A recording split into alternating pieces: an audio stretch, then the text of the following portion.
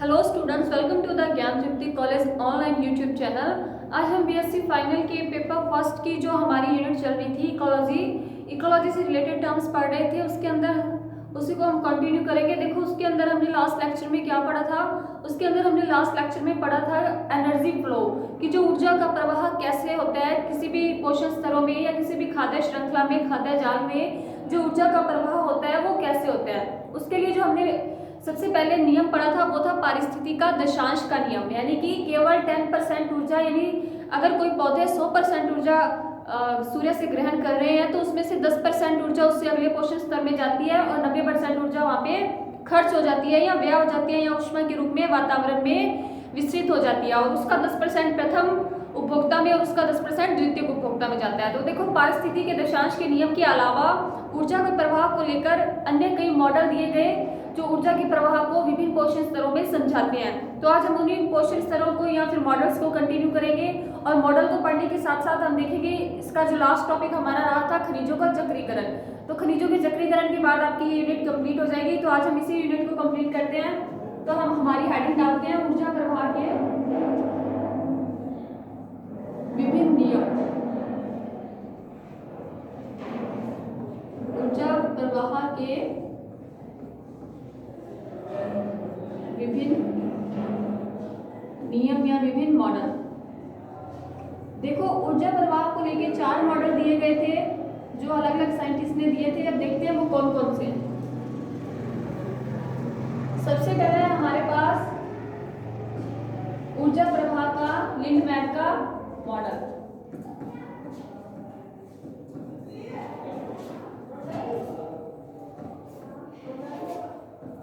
ऊर्जा प्रवाह का लिंडमैन का मॉडल। लिंडमैन नामक साइंटिस्ट ने ऊर्जा प्रवाह का एक मॉडल दिया जिसे कहते हैं ऊर्जा प्रवाह का लिंडमैन मॉडल। ठीक है। उसके बाद नेक्स्ट मॉडल है हमारे पास ऊर्जा प्रवाह का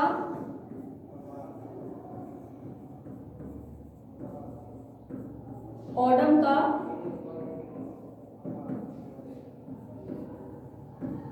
एक दिशीय मॉडल। एक दिशीय मॉडल। उसके बाद है नेक्स्ट हमारे पास, देखो इसमें एक मॉडल दिया था लिंडमैन ने और बाकी के 3 मॉडल ऑडम के द्वारा दिए गए थे, लेकिन वो सारे के सारे अलग अलग थे। ठीक है, अलग अलग तथ्यों पर आधारित थे। तीसरा था ऊर्जा प्रवाह का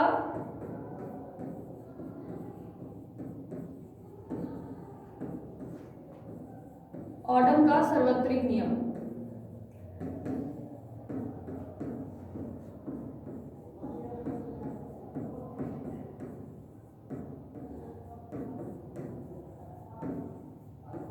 और फोर्थ था लास्ट ऊर्जा प्रवाह का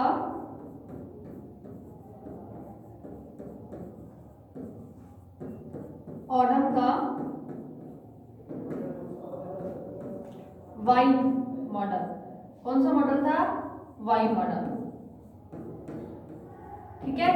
अब इन चारों मॉडल्स में देखो क्या बताया था किसने? ऑडम ने इसमें बताया। सबसे पहले लिंडमैन का मॉडल लेंगे हम। लिंडमैन का मॉडल लिंडमैन ने कब दिया था? ये दिया था 1942 में। ठीक है, 1942 में दिया गया। लिंडमैन ने देखो क्या बताया। लिंडमैन ने कहा कि जो ऊर्जा होती है, जो ऊर्जा का प्रवाह होता है विभिन्न पोषण स्तरों में या खाद्य श्रृंखला में, वो कैसे होता है, वो किस चीज पे आधार करता है, बेस करता है। वो बेस करता है किस पे? जो ऊर्जा उन्होंने ग्रहण की है, जो ऊर्जा उन्होंने उपयोग किया है और जो उन्होंने आगे ऊर्जा संचरित किया है। यदि हम ये तीनों प्रकार की ऊर्जाओं का क्या कर सके, मापन कर सके, तो हम ये देख सकते हैं कि विभिन्न प्रकार की जो खाद्य श्रृंखलाएं होती है उनके अंदर ऊर्जा का प्रवाह कैसे होता है। ठीक है। और ये जो मॉडल दिया था ये किस पे आधारित था? ये आधारित था झील पारिस्थितिकी तंत्र पे। किस पे? झील, यानी कि झील में रहने वाले जो जीव हैं, जैसे शैवाल हो गए, मछलियां होगी, पादप प्लवक हो गए या जंतु प्लवक हो गए, उनके आधार पर किसने? लिंडमैन ने अपना मॉडल दिया और क्या कहा कि कोई भी अगर हमें खाद्य श्रृंखला में ऊर्जा प्रवाह को समझना है तो हमें ये समझना पड़ेगा कि उस पोषण स्तर के विभिन्न पोषण स्तरों के जो पादप हैं या जीव हैं उन्होंने कितनी एनर्जी अपने अंदर ग्रहण की, कितनी यूज की और कितनी रूपांतरित की ऊर्जा के एक रूप में से दूसरे रूप में। ठीक है, ये तो हो गया हमारा ऊर्जा प्रवाह का लिंडमैन का मॉडल। उसके बाद नेक्स्ट है हमारे पास ऑडम का एक दिशीय मॉडल। अब ऑडम का एक दिशीय मॉडल देखो क्या बताता है। ऑडम का एक दिशीय मॉडल 1963 में दिया गया। कब दिया गया? 1963 में। अब देखो इसमें ऑडम नामक साइंटिस्ट ने क्या बताया। ऑडम ने बताया कि जो ऊर्जा का प्रवाह होता है किसके अंदर, किसी भी खाद्य श्रृंखला के अंदर, वो प्रवाह कैसा होता है? वो प्रवाह हमेशा एक दिशीय होता है, वन डायमेंशनल होता है। अब ये एक दिशीय का मतलब क्या है? एक दिशीय का मतलब है देखो देखो जैसे कोई ये है पादप, पादप को खाया शाकाहारी जंतु ने, शाकाहारी जंतु को खाया मांसाहारी जंतु ने, और इस मांसाहारी जंतु को किसने खाया? सर्वाहारी जंतु ने। ठीक है, इस प्रकार ये हमारे पास एक खाद्य श्रृंखला होगी। ठीक है, अब इस खाद्य श्रृंखला में जो पादप हैं ये एनर्जी किससे ले रहे हैं? ये एनर्जी ले रहे हैं सन से। सन से ऊर्जा कहाँ गई?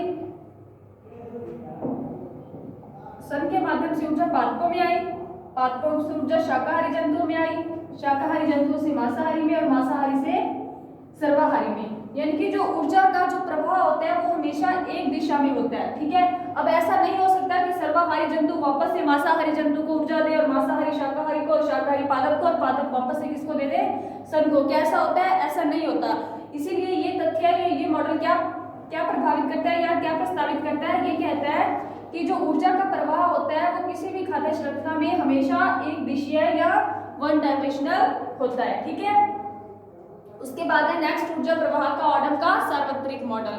अब ये ऊर्जा प्रवाह का जो सार्वत्रिक मॉडल था ऑडम का, वो किस पे आधारित था? वो आधारित था जो भी इसके अंदर जैविक घटक पाए जाते हैं, जैसे कि पादप हो गए, जंतु हो गए, ठीक है, विभिन्न प्रकार की समष्टियां हो गई हैं, जैसे कि क्या, जैसे कि प्रोटीन हो गए, कार्बोहाइड्रेट पदार्थ हो गए, ये सब कैसे हैं? ये सब क्या है? ये सभी जैविक घटक है जो एक पौधे में पाए जाते हैं। तो इन्हीं जैविक घटकों के आधारित था क्या? ऊर्जा प्रवाह का कौन सा मॉडल? सार्वत्रिक मॉडल। अब सार्वत्रिक मॉडल में एक चीज और भी बताई इसने बताया कि जो पौधे ऊर्जा ग्रहण करते हैं वो उसको दो कामों में यूज करते हैं। जो ऊर्जा किसी भी पादप या किसी भी जंतु द्वारा ग्रहण की जाती है वो दो कामों में यूज की जाती है। कौन कौन से? एक तो श्वसन में सबसे ज्यादा ऊर्जा खर्च होती है, और दूसरा किसमें होती है? उत्पादन में। उत्पादन किसका? कार्बनिक पदार्थों का। जैसे कि A = R + P। ये A का मतलब यहाँ पे क्या है? A का मतलब है कुल ऊर्जा। कुल ऊर्जा जितनी पौधे ने क्या की या जीव ने ग्रहण की। R क्या है? R है यहाँ पे श्वसन में खर्च ऊर्जा, श्वसन में खर्च ऊर्जा। और P क्या है? P है प्रोडक्टिविटी, यानी उत्पादन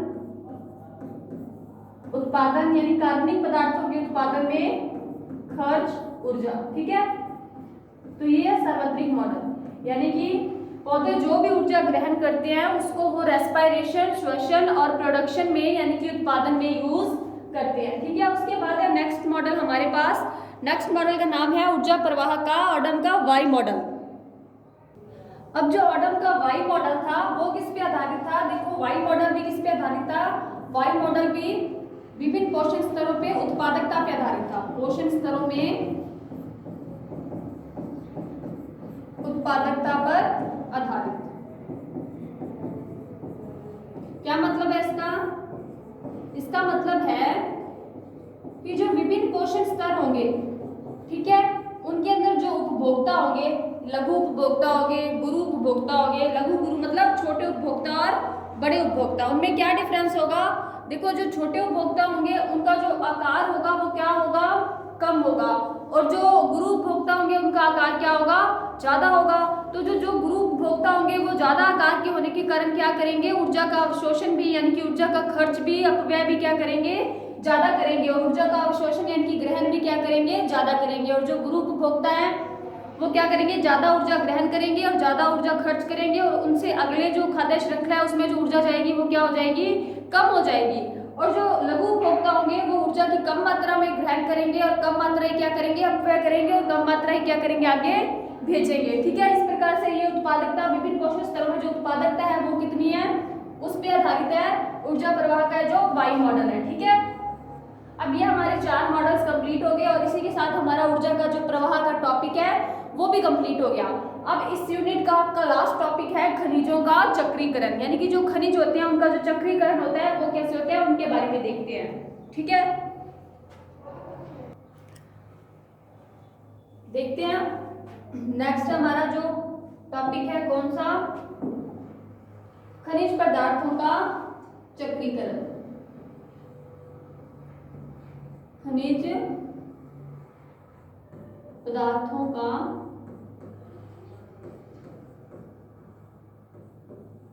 चक्रीकरण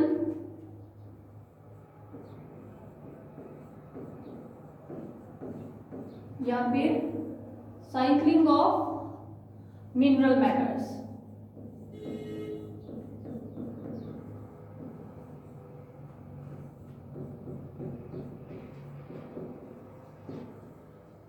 मिनरल मैटर मतलब खनिज पदार्थ। ठीक है, यानी कि जो खनिज पदार्थों का चक्रीकरण होता है वो कैसे होता है और इसको और क्या बोलते हैं। देखो, खनिज पदार्थों के चक्रीकरण को बायो जियो केमिकल साइकिल भी बोलते हैं। बायो जियो केमिकल, बायो जियो केमिकल साइकिल, हिंदी में इसे बोलते हैं जैव भू रासायनिक चक्र।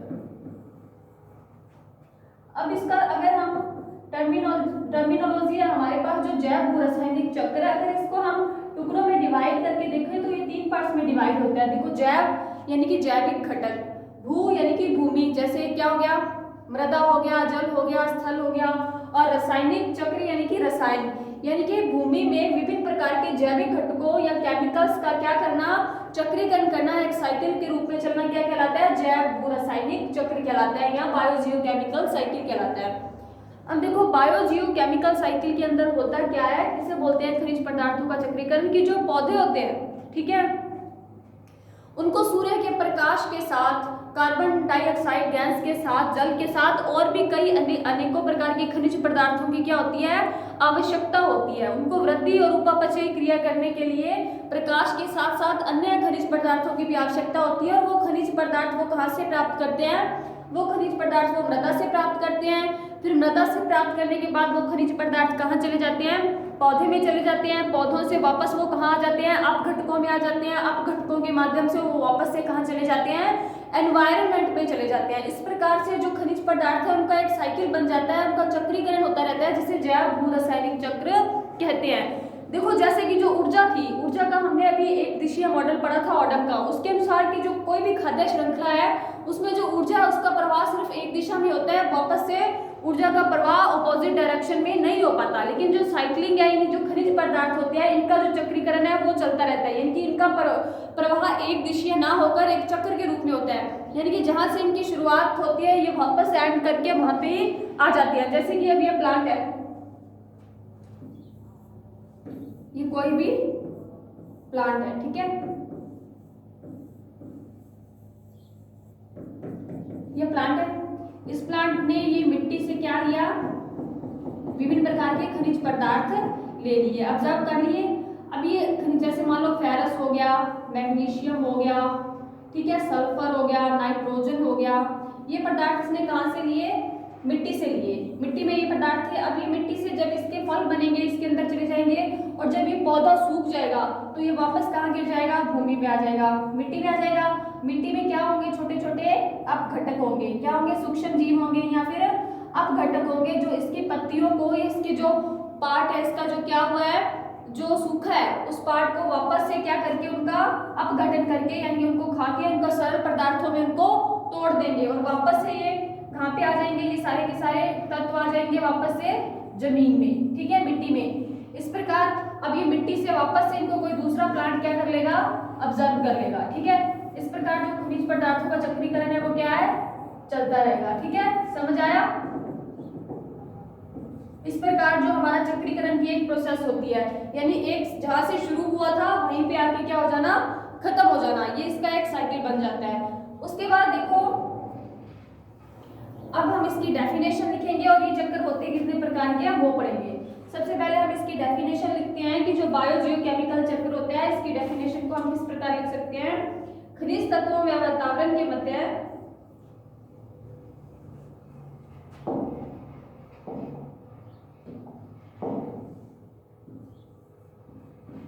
खनिज तत्वों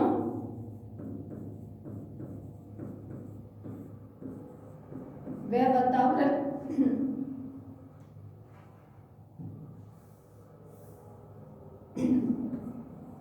वह वातावरण के मध्य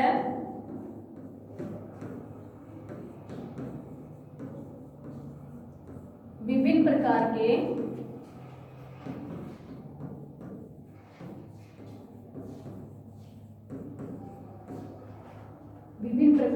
चक्रों के या विभिन्न प्रकार के खनिजों के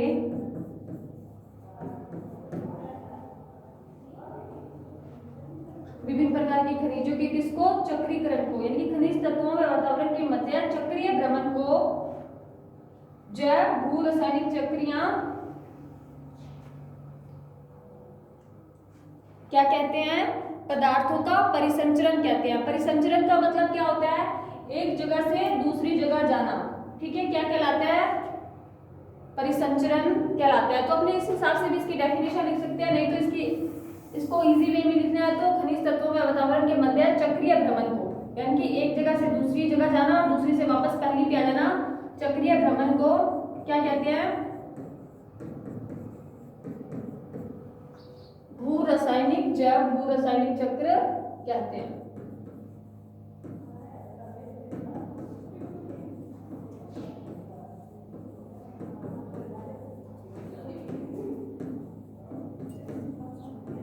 अभी जो जैव भू रासायनिक चक्र होते हैं देखो कितने प्रकार के होते हैं। जैव भू रासायनिक चक्र दो प्रकार के होते हैं। कितने प्रकार के होते हैं, दो प्रकार के। दो कौन कौन से, एक तो होते हैं गैसीय चक्र। गैसीय चक्र में क्या होगा कि जो गैसीय पदार्थ होंगे उनका क्या होगा, गैसों का क्या होगा, चक्रीकरण होगा। और दूसरा कौन सा होगा, दूसरा होगा जल चक्र। और इसको एक और पार्ट में भी बांटा गया है, वो है अवसादी चक्र। ये दो नहीं 3 प्रकार के हो गए। कौन कौन से दिखते हैं हम,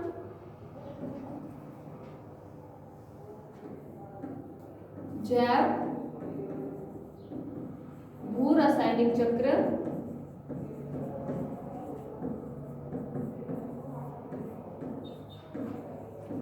तीन प्रकार के होते हैं।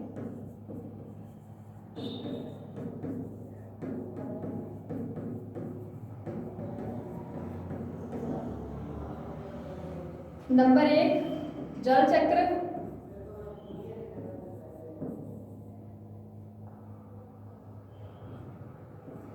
नंबर 2 गैसीय चक्र,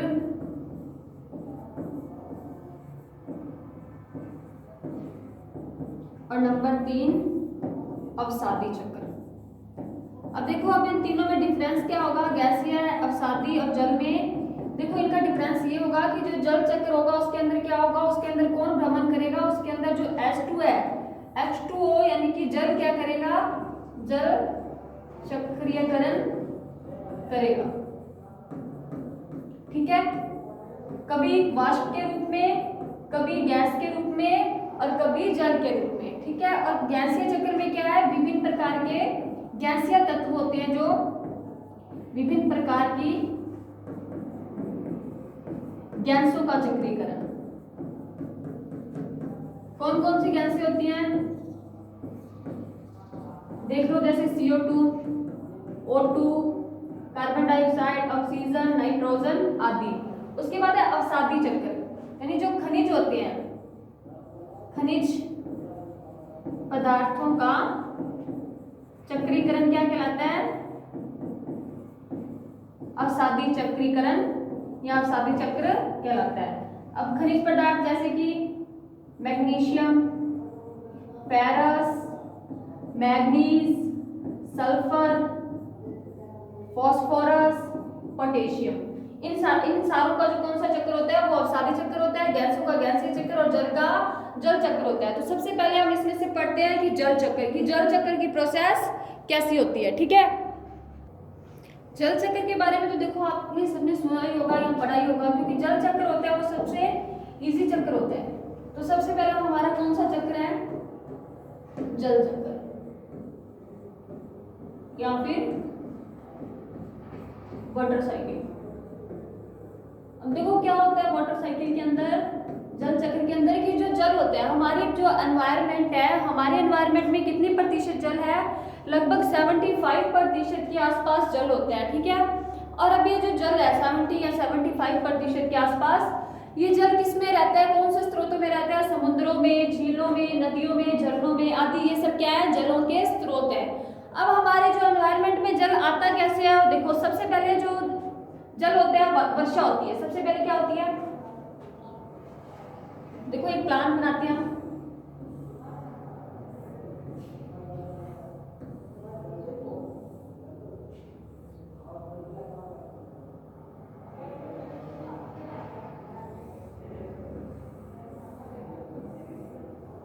ये हमने बना दिया एक प्लांट। ठीक है, अब इस प्लांट के अंदर देखो क्या होगा, ये लगे हैं इसमें छोटे छोटे फ्रूट्स। अब ये जो प्लांट है इसकी जो रूट्स होंगी, जड़ें होंगी, वो कहाँ पे होंगी, जमीन में। अब सबसे पहले देखो क्या हुई, ये है बादल, ये हुई हमारे पास क्या, वर्षा। क्या हो रही है,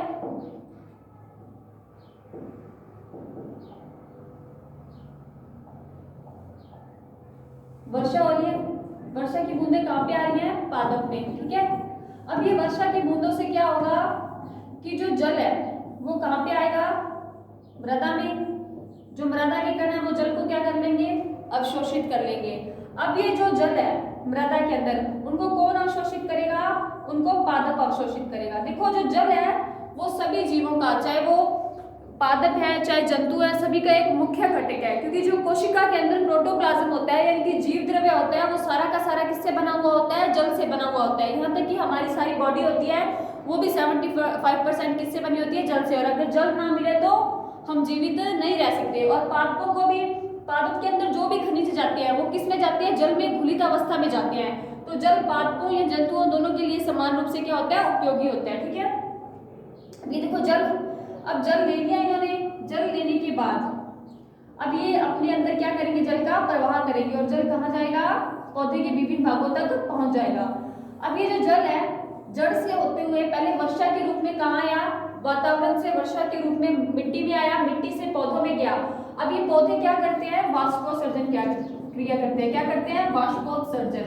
वाष्पोत्सर्जन से क्या होता है, वाष्पोत्सर्जन से जो पौधों के अंदर पानी होता है वो पत्तियों के छेदों के या स्टोमेटा या रंध्रों के माध्यम से वापस से कहाँ चला जाता है, वातावरण में चला जाता है। यानी कि वापस से जो हमारे वातावरण का ऊपरी भाग है वहां वायुमंडल में चला जाता है। और वायुमंडल में जब वो जल के कण संघनित हो जाते हैं, संघनित होकर वापस कहाँ जाते हैं, वर्षा के रूप में धरती पे आ जाते हैं।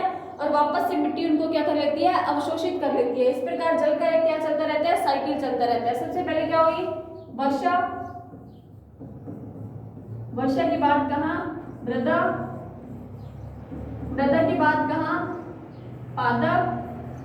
पादप से कहाँ, वातावरण में।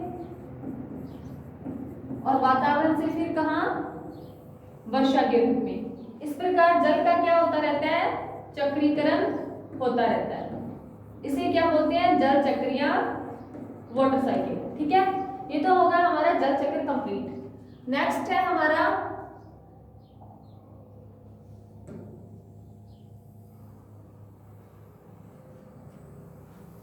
कौन सा चक्कर, गैसीय चक्कर। कौन सा, गैसीय चक्कर। अब गैसें कौन सी होती है, गैसें जैसे मैंने आपको एग्जांपल बताया था, CO2, O2, नाइट्रोजन। देखो अब हम पढ़ते हैं इसमें ऑक्सीजन का गैसीय चक्र। किसका, O2 का गैसीय चक्र। कि O2 का जो चक्र होता है वो कैसे चलता है। देखो O2 के चक्र में क्या होता है कि जो ऑक्सीजन होती है वो एनवायरनमेंट में कितने परसेंट होती है, वो होती है लगभग 20.95 या 20 या 21% जो ऑक्सीजन होती है वो वातावरण में पाई जाती है। ये किस रूप में पाई जाती है, स्वतंत्र ऑक्सीजन के रूप में या फिर ऑक्साइडों के रूप में पाई जाती है या फिर कार्बोनेटों के रूप में या फिर जल में घुली हुई अवस्था में पाई जाती है। क्योंकि जल का फॉर्मूला क्या होता है H2O और उसके अंदर जो ऑक्सीजन होती है वो किस अवस्था में होती है, घुलित अवस्था में, यानी कि घुलित ऑक्सीजन। क्या बोलते हैं इसे, घुलित ऑक्सीजन। अब देखो अब ये जो ऑक्सीजन थी, ऑक्सीजन होती है वो सभी जीवों के लिए श्वसन के लिए क्या होती है, उपयोगी होती है। तो ऑक्सीजन तो सभी जीवों को चाहिए होती है, ठीक है। तो सबसे पहले ऑक्सीजन है जो वो वातावरण से या जल के माध्यम से कहाँ आएगी, पादपों में आएगी, या श्वसन के माध्यम से उसको कौन ग्रहण करेंगे, पौधे ग्रहण करेंगे, हम जंतु ग्रहण करेंगे या पादप ग्रहण करेंगे। ग्रहण करने के बाद वो क्या करेगी, जो हमारे अंदर क्या है कार्बनिक पदार्थ है उनका निर्माण करेगी, और उनके निर्माण के बाद जो हम वापस से CO2 जो O2 है CO2 के रूप में हम क्या कर देंगे, बाहर वातावरण में भेज देंगे, और वातावरण से फिर वो कहाँ चली जाएगी, हमारे अंदर आ जाएगी। इस प्रकार O2 का क्या है, गैसीय चक्र चलता रहता है। उसके बाद है नेक्स्ट हमारे पास अवसादी चक्र। कौन सा, थर्ड नंबर पे है अवसादी चक्र।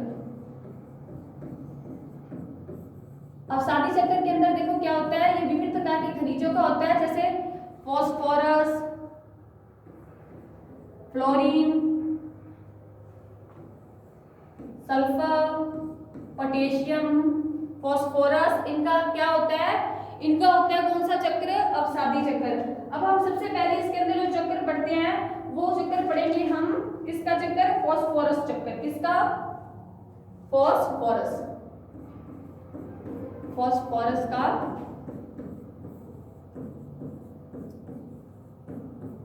अवसादी चक्र।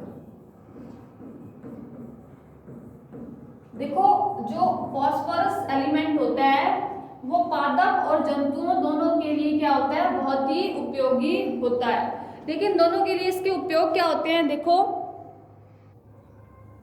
अब देखो ये यूज ये होता है कि जो फास्फोरस होता है ये किसके निर्माण में काम आता है, ये DNA, RNA, ठीक है, फॉस्फोलिपिड्स, ये सारे के सारे किससे बनते हैं, ये सारे के सारे बनते हैं फास्फोरस से।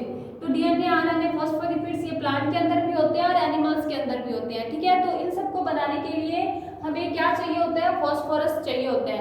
अब देखो जो पादप होते हैं, पादप फास्फोरस का किस रूप में ग्रहण करते हैं, पादप फास्फोरस को ऑर्थोफॉस्फेट आयन, कौन सा आयन, ऑर्थोफॉस्फेट आयन के रूप में ग्रहण करते हैं, ठीक है। अब ये ऑर्थोफॉस्फेट आयन किस रूप में होता है, अकार्बनिक फास्फोरस के रूप में होता है। किसके रूप में होता है, अकार्बनिक फास्फोरस। अब ये जो अकार्बनिक फास्फोरस को किसने ग्रहण किया, पादपों ने किया। किस रूप में, ऑर्थोफॉस्फेट के रूप में। अब पादपों के अंदर जो अकार्बनिक फास्फोरस है, अब वो पादपों को जो जंतु खाएंगे, चाहे शाकाहारी है चाहे मांसाहारी है, उनके अंदर क्या चले जाएगा, ये फास्फोरस चला जाएगा, और उससे वो अपने अंदर जो DNA, RNA, फॉस्फोलिपिड या फिर ATP निर्माण में, ATP यानी कि ऊर्जा निर्माण में भी किसकी आवश्यकता होती है, फास्फोरस की होती है। और वो अपने अंदर ATP, DNA, RNA, फॉस्फोलिपिड्स का निर्माण कर लेंगे, और फिर वही जो अकार्बनिक फास्फोरस है वो किसके अंदर चला जाएगा, उनके जो वेस्टेज है उनके माध्यम से वो चला जाएगा मृदा के अंदर। मृदा में क्या होंगे, सूक्ष्म जीव होंगे या अपघटनकारी जीव होंगे, जो उस अकार्बनिक फास्फोरस को किस रूप में परिवर्तित कर देंगे, कार्बनिक फास्फोरस के रूप में परिवर्तित कर देंगे। और वो कार्बनिक फास्फोरस क्या करेगी, वो कार्बनिक फास्फोरस वापस से कहाँ चली जाएगी, एनवायरनमेंट में चली जाएगी, यानी कि पौधों के रूप में आ जाएगी। अब ये देखो फास्फोरस का इस प्रकार एक चक्र कंप्लीट हो गया। अब इस चक्र में जो फास्फेट पाया जाता है वो विभिन्न प्रकार की चट्टानों में, जो भूगर्भिक काल की चट्टानें होती हैं, पत्थर होते हैं, पहाड़ होते हैं, उनमें पाया जाता है। और ये जो फास्फोरस है ये पानी में किस अवस्था में भी मिल सकता है, घुलित अवस्था में, यानी कि जो फास्फोरस है वो पानी में क्या होता है, घुलनशील होता है। अब इसके बाद हमारा जो नेक्स्ट चक्कर है अवसादी चक्कर में, वो है सल्फर का चक्कर। कौन सा, सल्फर का चक्कर, सल्फर साइकिल, या इसको क्या बोलते हैं, गंधक। सल्फर को हिंदी में गंधक बोलते हैं, गंधक चक्र। देखो ये भी एग्जाम पॉइंट ऑफ व्यू से इंपॉर्टेंट चक्कर है गंधक और फास्फोरस का। तो देखते हैं कि गंधक का चक्कर कैसे कंप्लीट होता है। ठीक है, अब देखो सल्फर चक्र में क्या होगा कि जो सल्फर होता है वो वातावरण में कम मात्रा में, वातावरण में कम मात्रा में,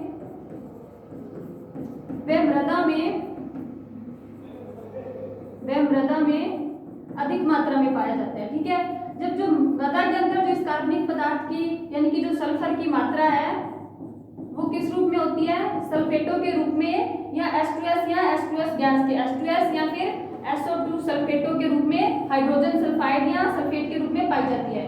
मृदा में इसकी मात्रा अधिक होती है और एनवायरनमेंट में क्या होती है, कम होती है। अब देखो क्या होगा कि जो पौधे हैं वो सल्फर को किस रूप में ग्रहण करेंगे, सल्फेट के रूप में ग्रहण करेंगे, और जो जीवाणु होते हैं वो किस रूप में ग्रहण करते हैं, वो इसको ग्रहण करते हैं अमीनो अम्ल के रूप में, यानी कि सिस्टीन के रूप में। ठीक है, आप वो ग्रहण करेंगे, उनके अंदर से जो सल्फेट है वो वापस से किस रूप में आ जाएगी, मृदा में आ जाएगी और सल्फर के रूप में आ जाएगी। ठीक है, अब देखो क्या होगा कि जो हमारे पास सल्फर है, ठीक है, सल्फर और इसमें जो लावा होता है, जैसे लावा, कई वोल्केनोस होते हैं कई जगह पे, जो वोल्केनो निकलते हैं या फिर जो जीवाश्म ईंधनों को जलाया जाता है तो उनमें से हाइड्रोजन सल्फाइड या SO2 गैस निकलती है। ठीक है, अब इस SO2 और H2S और SO2 गैस को कौन अवशोषित करते हैं, इनको अवशोषित करते हैं लाइकेन्स। तो यानी कि जो लाइकेन्स पादप होते हैं वो सल्फर को डायरेक्ट किससे प्राप्त कर लेते हैं, H2S गैस या SO2 से प्राप्त कर लेते हैं। इस प्रकार ये हमारा एक चक्कर कंप्लीट हो चुका है जिसको क्या बोलते हैं, सल्फर चक्कर। तो आज हमने यूनिट जो हमारी फर्स्ट थी, पेपर फर्स्ट की PSC फाइनल की, वो कंप्लीट कर लिया है। अब नेक्स्ट लेक्चर में हम हमारी नेक्स्ट यूनिट स्टार्ट करेंगे। तब तक के लिए थैंक यू सो मच।